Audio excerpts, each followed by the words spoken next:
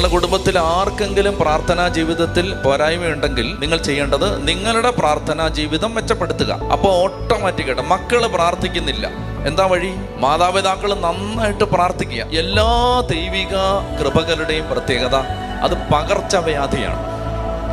സാധാരണ ആളുകൾ പറയും പാപമാണ് പടർന്നു പിടിക്കുന്നത്. ഞാൻ നിങ്ങളോട് പറയുന്നു, പാപത്തെക്കാൾ വേഗത്തിൽ പടർന്നു പിടിക്കുന്ന ഒന്നുണ്ട്. അതിന്റെ പേരാണ് അഭിഷേകം, അനോയിന്റിങ്. ദൈവശക്തി വേഗം പടർന്നു പിടിക്കും. എസെക്കിയേലിൽ ദൈവം പറയുന്നുണ്ട്, മനുഷ്യപുത്ര, ഞാനിതാ തീ കൊളുത്താൻ പോവാണ്. ഒരു വീട്ടിൽ ഞാൻ തീ കൊളുത്തും. ഒരു ഭവനത്തിൽ നിന്ന് മറ്റൊരു ഭവനത്തിലേക്ക് പടർന്നു പിടിക്കുന്ന ആളിക്കത്തുന്ന ഒരു തീ.